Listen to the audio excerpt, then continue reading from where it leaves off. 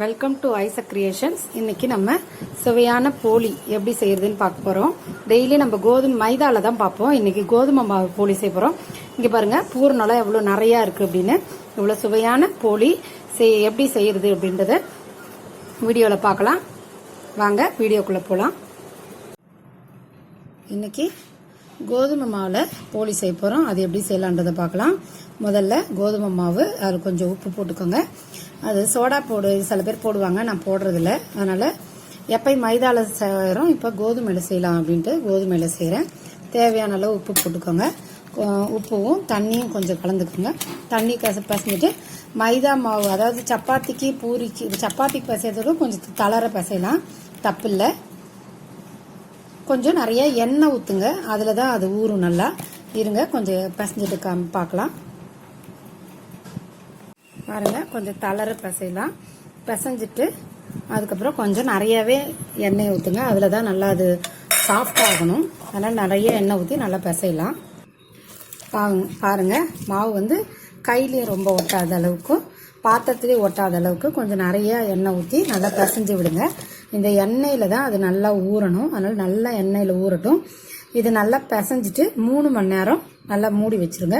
அப்போ தான் அதில் இருக்கிறதெல்லாம் கொஞ்சம் புளிச்சு ரொம்ப கரெக்டாக இருக்கும். அதனால் இது இப்போ மணி 12 மணி ஆகுது. ஒரு 3 மணிக்கா செய்ய ஆரம்பித்தா சரியாக இருக்கும். இது நல்லா ஊறட்டும். அதுக்குள்ளே பூரணம் எப்படி தயார் பண்ணுறதுன்றதை பார்க்கலாம்.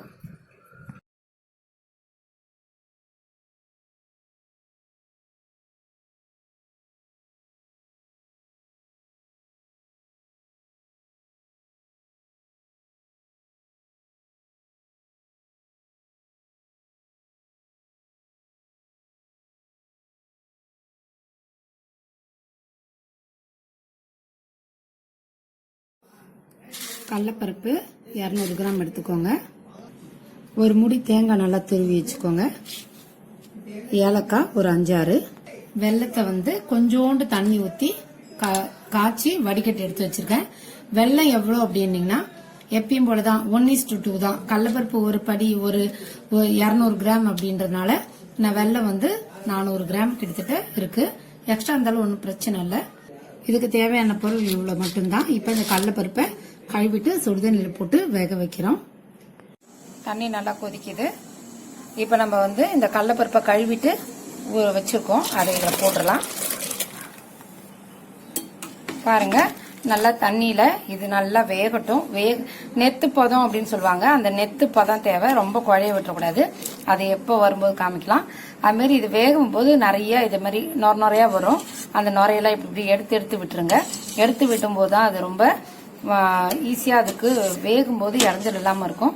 அதனால நம்ம எப்பயுமே இங்க நுரையா வர்றதை இப்ப லைட்டா தான் வந்திருக்கு, இன்னும் நிறைய வரும்போது காமிக்கிறேன். இதை மாதிரி நல்லா வேகட்டும், நல்லா நெத்து பதமா வேகட்டும். பாருங்க, இந்த மாதிரி ஒரு மாதிரி நுரையா வருது பாருங்க. இதை மாதிரி இருக்கிறதுலாம் எடுத்துடணும். நீங்க அப்பப்போ எடுக்காம விடக்கூடாது. இப்படி எடுத்துட்டு செய்யறதா நமக்கு நல்லது. இந்த நுரையா இருக்குது இதுல இருக்கக்கூடாது. அப்பப்ப வேக வேக இது மாதிரி நுரையா வரும். இதை எடுத்து நம்ம வெளியில விட்டுறணும். பாருங்க, இது நல்லா வேக விடணும். வேகிறதுனா ரொம்ப நல்லா வேகக்கூடாது. இதுல பாத்துக்கோங்க. இது இன்னும் வேகல. இது பாருங்க, இன்னும் வேகல. நடுவுல இருக்கிறதுலாம் பாருங்க அப்படியே ஒயிட்டா தெரிஞ்சு பாருங்க. அது மாதிரி இருக்கக்கூடாது, நல்லா வேகணும். நடுவில் பாருங்க இந்த வெள்ளையா தெரியுது பாருங்க, அது நல்லா வெந்திருக்குன்னு அர்த்தம். இந்த ஓரத்தில் மட்டும்தான் நல்லா கவனிச்சு பார்த்தீங்கன்னா தெரியும். இந்த ஓரத்தில் மட்டும்தான் ஒரு மாதிரி ஷைனிங் மாதிரி இருக்கு பாருங்க. இது மட்டும்தான் வந்திருக்குன்னு அர்த்தம். இங்க பாருங்க, அமுக்கி பார்த்தா அமுக்கவே முடியாது. அதனால இன்னும் ஒரு 10 நிமிஷம் நல்லா வேகட்டும். குக்கர்ல மட்டும் போட்டு வேக வச்சிடாதீங்க, அது ரொம்ப நல்லாவே இருக்காது. எப்பவுமே இந்த பாத்திரத்தில் போட்டு வேக வைக்கிறது தான் நமக்கு நல்லது. அதே சமயத்தில் இந்த மாதிரி நுரையா வரதை நம்ம எடுத்து விடுறதும் ரொம்ப முக்கியமான விஷயம். வெந்த பிறகு காமிக்கிறேன். பாருங்க, இதுதான் அந்த நெத்து பதம்னு சொல்றது. இப்ப எடுத்தோம் அப்படின்னு வச்சுக்கோங்களேன். இப்ப வச்சுன்னா இப்படி அழுத்தினா உடஞ்சிரும். இதுதான் நம்ம நெத்து பதம்னு சொல்லுவாங்க. பாருங்க, இப்படி எடுத்துட்டோம் அப்படின்னா ஒன்னே எடுத்து இப்படி அழுத்தினா போதும், நல்லா உடஞ்சிரும். இப்ப பாத்தீங்கன்னா தெரியும், முன்னாடி இருந்த கடலை பருப்பு பாருங்க எப்படி இருந்துச்சு, இப்போ எப்படி இருக்கு அப்படின்றத பாருங்க. இப்போ வெந்துருச்சு. இப்போ இதை வடிச்சு விட்டுடலாம். இது இன்னுமே வேக வைக்கக்கூடாது. பாருங்க, இந்த மாதிரி ஓட்டை கிண்ணத்தில் வச்சு நல்லா வடிகட்டி விட்டுடலாம். பாருங்க, நல்லா வெந்திருக்கு பாருங்க. இங்க பாருங்க, நல்லா வெந்துருச்சு. இது நல்லா வடிகட்டலாம் இந்த ஓட்டை கிண்ணத்துல. இந்த வடிகட்டிட்டோம்னா தண்ணி நல்லா வடிஞ்சிரும். அதுக்கப்புறம் இதை மிக்சியில போட்டு சும்மா ஒரு சுத்து சுத்துங்க. இல்லைன்னா உங்களால இடிக்க முடிஞ்சா இடிங்க. அப்படி இல்லை அப்படின்னா மிக்சியில போட்டு ஒரு சுத்து சுத்திங்கன்னா பூ மாதிரி வந்துடும். அதை எடுத்து வச்சுட்டு சமைக்க ஆரம்பிக்கலாம். பாருங்க, பருப்பு முழுசு முழுசா இருந்தா நம்ம சாப்பிடும்போது கஷ்டமா இருக்கும். அதனால முடிஞ்ச வரைக்கும் ரொம்ப நைஸா அரைச்சிக்கோங்க. ரொம்பவும் மாவு மாதிரி இருக்கும். ஆனா அது வெல்லம் போட்டோன்னே முறைச்ச மாதிரி ஆயிடும். இது நம்ம கடலைப்பருப்பு வந்து லைட்டா ஒரு சுத்தி எடுத்து வச்சிருக்கோம். நெத்து மாதிரி வேக வைக்கும் போதுதான் இந்த பொலப்புன்னு கிடைக்கும். இல்லைன்னா குழக்குழன்னு ஆயிடும். அதுக்காக தான் நெத்து பதம் சொல்றது இதுக்காக தான். இப்ப கரைச்சி லைட்டா சூடு, அதாவது மண்ணுக்காக கொதிக்க வச்சதான். அது தேவையான அளவு வெல்லம் இதுல போடுறோம். வெள்ளத்துல ரொம்ப தண்ணி ஊத்திடாதீங்க. தண்ணி ஊத்துனீங்கன்னா நமக்கு பூரணம் கிளறதுக்கு ரொம்ப லேட் ஆயிடும். அதனால கணக்கா கொஞ்சமா தண்ணி ஊத்தி கொதிக்க விடுங்க.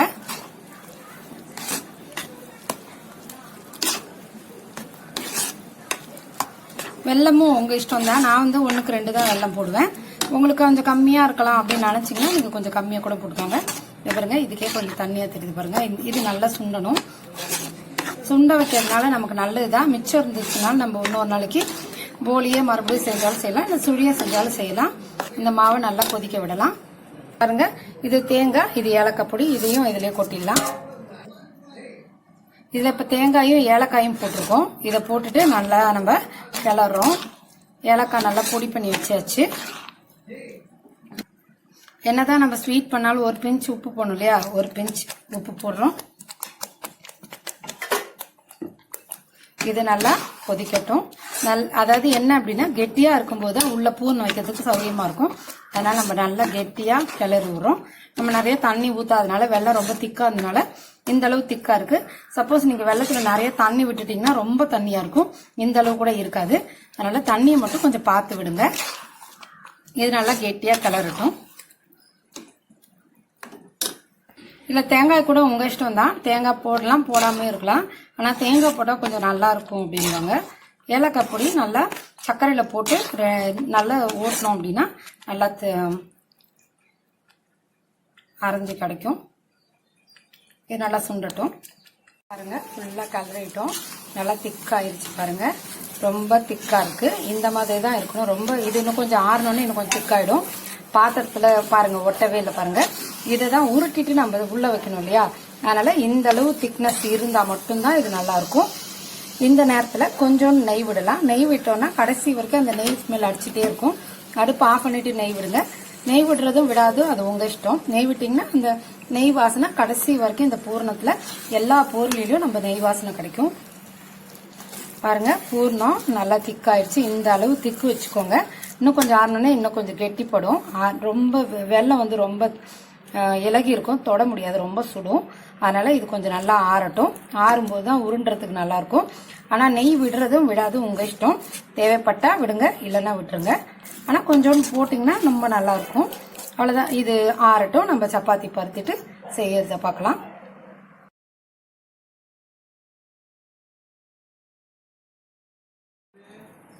பாருங்க, இப்படி நல்லா தட்டிடலாம். தட்டிட்டு பூரணத்தை நம்ம இப்படி வச்சிடலாம். நீங்க கையால தட்ட தெரியல அப்படின்னா நீங்க சப்பாத்தி பருத்துறதால பருத்தி கூட வச்சுக்கலாம். இப்படி வச்சுட்டு இதை வந்து நம்ம இப்படி மடிச்சு விடணும். இப்படி மடிச்சு விட்டுட்டு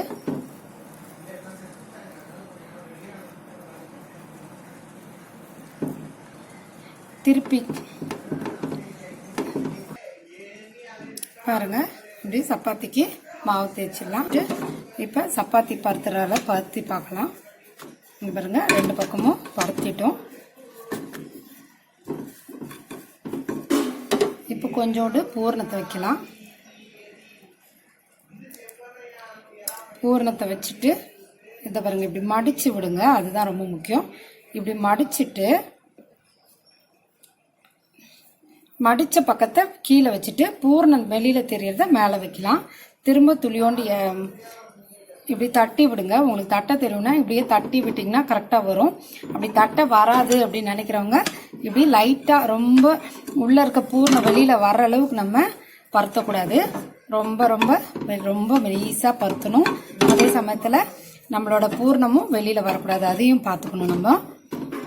இங்க பாருங்க, இது வந்து 2 பக்கமும் நம்ம பருத்திட்டோம். ஆனா எந்த காரணத்தை கொண்டு நம்ம பூர்ணம் வெளியில வராத மாதிரி பார்த்துக்கணும், அதுதான் ரொம்ப முக்கியம். இப்ப நம்ம பருத்திட்டோம். இப்ப தோசை இதே மாதிரி எல்லாத்தையும் பருத்திட்டு அதுக்கப்புறம் தோசைக்கல்ல போட்டு சுட்டு எடுக்க ஆரம்பிக்கலாம். பருத்திட்டு காமிக்கிறேன். இப்ப தோசைக்கல் காஞ்சிருச்சு.